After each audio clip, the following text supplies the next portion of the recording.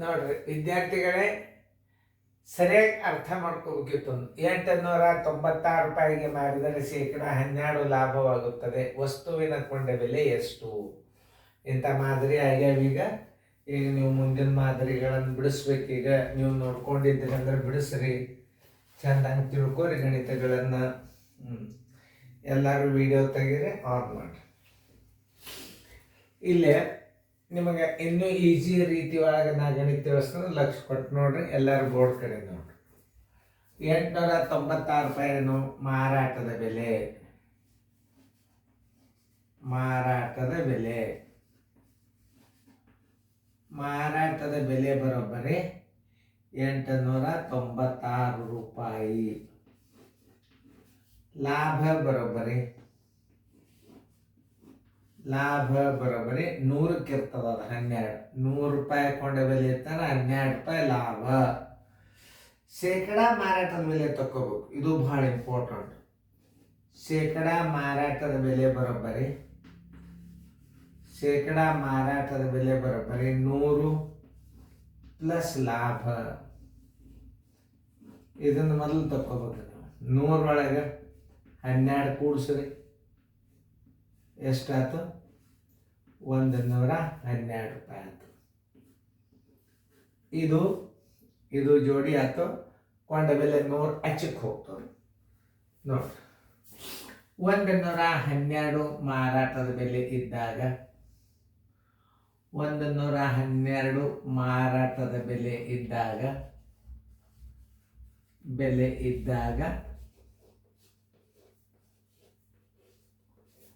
100 ಏನಿರ್ತದೆ ಕೊಂಡ ಬೆಲೆ ಇರ್ತದೆ. 100 ಕೊಂಡ ಬೆಲೆ ಇರ್ತದೆ. 896 ಮಾರಾಟದ ಬೆಲೆ ಇದ್ದಾಗ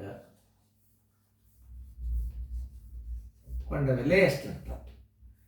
896 ಗುಂಡ್ಲೆ 100 ಸರಾಸರಿ 112 ನೋಡ್ರಿ. ಈಗ ಅಂದಾಜ್ ಮೇಲೆ ಭಾಗಾಕಾರ ಅಂತ ಇರ್ತಾವ. ಹೆಂಗಂದ್ರೆ 11 ಎಂಟ್ಲೆ ನಿಮ್ಗೆ 112 ಮಂದಿ ಬರೀಬೇಕಂತ ಏನಿಲ್ಲ. ಈಗ 11ರಲ್ಲಿ ನೀವು ಬಾಕ್ಸಿದ್ರಿ, ಇರುವೆ 3 ಅಂಕಿವ, ಇಲ್ಲೂ 3 ಅಂಕಿನೇವ. ಹೇಳ ಲಕ್ಷ ಕೊಟ್ಟು ನೋಡ್ರಿ ನೀವು. ಇಲ್ಲೂ 3 ಅಂಕಿನೇವ, ಇಲ್ಲೂ 3. ಈ 11ರಲ್ಲಿ ಯಾವ ಅಂಕಿಲಿ ಇದಾವೆ 89 ಭಾಗ ಹೋಗ್ತದೆ, ಅದೇ ಉತ್ತರ ಆಗಿಬಿಡ್ತದೆ. 11 ಒಂದಲ್ಲೇ 11 ಎಂಟ್ಲೆ 88. ವಿಚಾರ ಮಾಡಬೇಡ್ರಿ ನೀವು. ಬರೋಬ್ಬರಿ 800 ರೂಪಾಯಿ. ಆದ್ದರಿಂದ ಅಸಲು ಬೆಲೆ ಬರೋಬ್ಬರಿ, ಅಸಲು ಬೆಲೆ ಅಂದ್ರೆ ಒಂದೇ, ಕೊಂಡ ಬೆಲೆ ಅಂದ್ರೆ ಒಂದೇ, 800 ರೂಪಾಯಿ. ಉತ್ತರ ಸಂಖ್ಯೆ ನೋಡ್ರಿ ಎಷ್ಟದ? 800 ಎ. ಹಿಂಗೆ ಭಾಗಾಕಾರಗಳನ್ನು ನೀವು ಬಾಯಲ್ಲೇ ಹಚ್ಬೇಕು. 11 ಒಂದಲ್ಲೇ 11 ಎಂಟ್ಲೆ, ಇವು 3 ಅಂಕೆವ, ಇವು 3 ಅಂಕೆವ. ಇಲ್ಲಿ 11 ಒಂದಲ್ಲೇ 11 ಎಂಟ್ಲೆ 112 ಎಂಟ್ರಲ್ಲೇ ಗುಣಾಕಾರ ಮಾಡಿದ್ರೆ 896 ಬಂದ್ಬಿಡ್ತಾವ. ಇಂಥ ಹಂಗೆ ಇರ್ತಾವ ಲೆಕ್ಕಗಳು, ಅಂಕಿಗಳು. ಆ ಸುಮ್ಮನೆ 2ಲೆ 3ಲೆ 4ಲೆ ಹೊಡ್ಕೋತ ಕೂಡ್ಬಾರ್ದು. ಎಷ್ಟೋ ಲೆಕ್ಕಗಳನ್ನು ನೀವು ಬಾಯ್ದಿಂದ ವಿಚಾರ ಮಾಡ್ಬೇಕು. ಇಲ್ಲಿ 3 ಅಂಕೆವ, ಇಲ್ಲಿ 3ಅವ. ಈ 11ರಲ್ಲಿ ಯಾವ ಅಂಕೆಲೆ ಭಾಗ ಹೋಗ್ತದೆ? 89. 8ರಲ್ಲಿ ಹೋಗ್ತದೆ ಅಂದ್ರೆ 112 ಒಂದಲೇ 112 ಎಂಟೆ. ಬೇಕಾದ್ರೆ 112ಕ್ಕೆ ಮತ್ತು 8ಕ್ಕೆ ಗುಣಾಕಾರ ಮಾಡಿದ್ರೆ 896 ಬರ್ತದೆ. ಕಚ್ಚಾಡ ಮಾಡಿ ನೋಡ್ರಿ. 112 8 12 ಎಂಟ್ಲೆ 96, 8 ಒಂದಲೇ 8 ನೋಡ್ರಿ.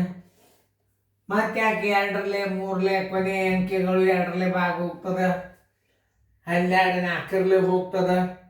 ಇಂಥ ಬಾಧ್ಯತೆ ನಿಯಮಗಳನ್ನು ಹಚ್ಚಿ ಲೆಕ್ಕ ಮಾಡೋದರಿಂದ ಏನಾಗ್ತದೆ? ಲೇಟ್ ಆಗ್ತದೆ. ಇಲ್ಲಿ ಯಾವಾಗಲಾದರೂ ಥಿಂಕಿಂಗ್ ಪವರ್ ಇರಬೇಕು. ಗಣಿತದಲ್ಲಿ ತಲೆನೂ ಬೇಕು, ಐಡಿಯಾ ಬೇಕು, ವಿಚಾರ ಶಕ್ತಿ ಬೇಕು. ಇವುಗಳಿಂದ ಏನಾಗ್ತದೆ? ಗಣಿತವನ್ನು ವೇಗವಾಗಿ ಮಾಡ್ಲಿಕ್ಕೆ ಬರ್ತದೆ. ಒಳಗೊಮ್ಮೆ ಏನು ತಪ್ಪು ಮಾಡ್ತಾರೆ? ಕೊನೆಗೆ 2 ಒಂದದು 2ರಲ್ಲಿ ಹೊಡಿದು, ಆಮೇಲೆ ಮತ್ತೆ 2ರಲ್ಲಿ ಹೊಡಿದು, ಆಮೇಲೆ 3ರಲ್ಲಿ ಹೊಡಿದು. ನೋಡ್ರಿ ನೀವು. ಆಮೇಲೆ ಇದನ್ನ ಎಷ್ಟು ರೀತಿಯಿಂದ ಭಾಗ ಹೋಗ್ತದಂದ್ರೆ, ಇದು 7ರಲ್ಲಿ ಹೋಗ್ತದೆ. 7 7 7 42. ಮ್ಯಾಲಿಂದ 7ರಲ್ಲಿ ಹೋಗಿರ್ತದೆ. 6 12 ಕಳಿಯೋದು ನೋಡ್ರಿ. 6 2 12 89ರೊಳಗೆ ಈಗ 896 ಅದ. ಅದು 7ರಲ್ಲಿ ಭಾಗ ಹೋಗ್ತದಲ್ಲಿ ಹೆಂಗೆ ಮಾಡ್ಬೇಕಂದ್ರೆ ಕೊನೆ ಅಂಕಿ 2ರಷ್ಟು ಕಳಿಬೇಕು ನೋಡ್ರಿ. 9ರಾಗ 2 ಆದ್ರೆ 7, 8ರಾಗ 1 ಆದ್ರೆ 7 ನೋಡ್ರಿ. ಇದು 7ರಲ್ಲಿ ಭಾಗ ಹೋಗ್ತದಿಲ್ಲ.